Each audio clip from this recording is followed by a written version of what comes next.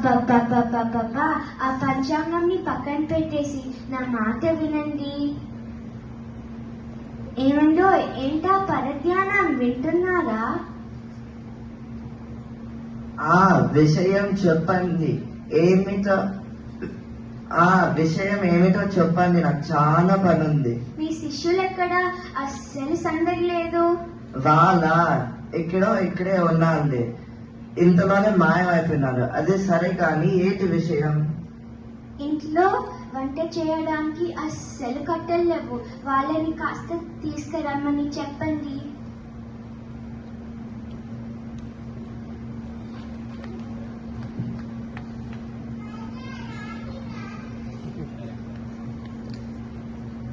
ఇప్పటిదాకా ఎక్కడ వెళ్ళారురా? మీది అభ్యాసం పూర్తయిందా?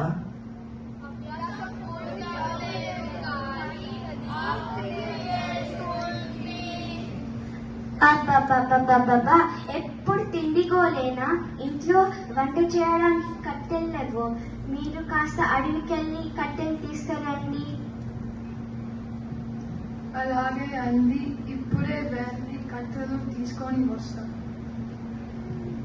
కత్తులు తీసుకొని అలా వాగు దారిన నడుచుకుంటూ వస్తూ అమ్మయ్య వాగు దాటేశాం. కానీ అందులో వచ్చామని ఎలా తెలుసుకోవడం?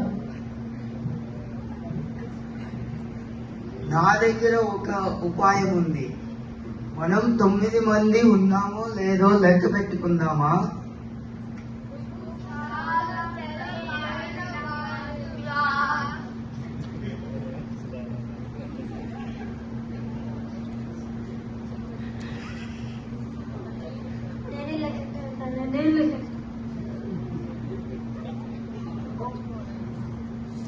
ఒకటి, 2, 3, 4, 5, 6, 7, 8 మంది. మనం 9 మందే కదా. నువ్వు ఆగరా, నేను లెక్క పెడతాను. నేను నీకన్నా చాలా తెలివైన వాడిని. 1, 2, 3, 4, 5, 6, 7, 8.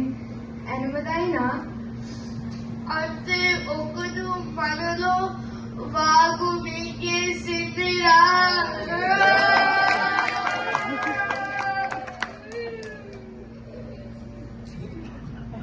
ఎందుకు ఏడుస్తున్నారు? కారణం ఏంటి? పాతసారి గారు మాలో ఒకరిని బాగు మింగేసింది. ఓకే.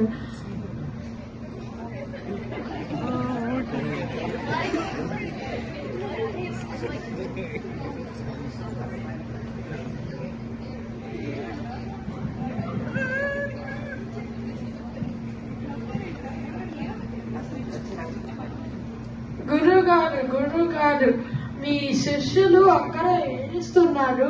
వాళ్ళలో ఒకరు బ్యాగు మింగేసింది అండి. పద చూసొద్దాం.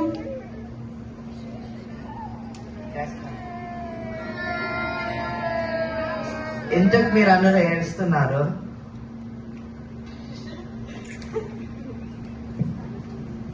ఊహు కానిది మలేమో. అబ్బాయ్,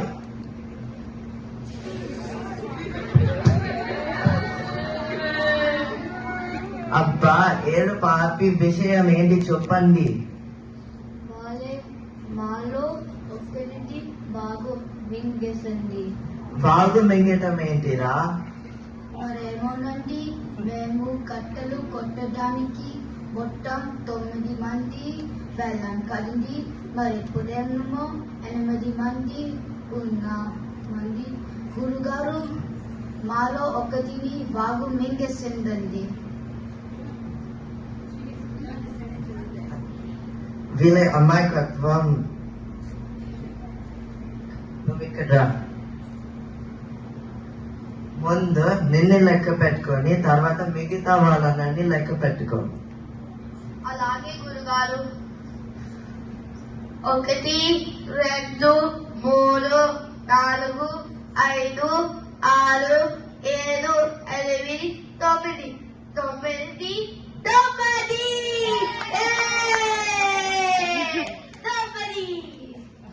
మీ తెలివి తెల్లన్నట్టుంది. ఎలాగో వంట కాలస్యమైంది. అక్కడ శ్రీకోణంలో మనబడి వాళ్ళు పలహారాలు పెడుతున్నారు. వెళ్ళి తిందాం పదండి.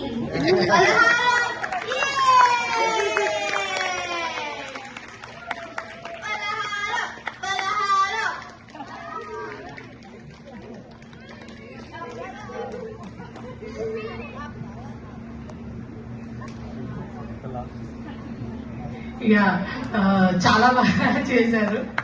So thank you so much అండి. బట్ యా అంటారు అబ్బాయిలు నాటి అని నాకు వీళ్ళు అసలు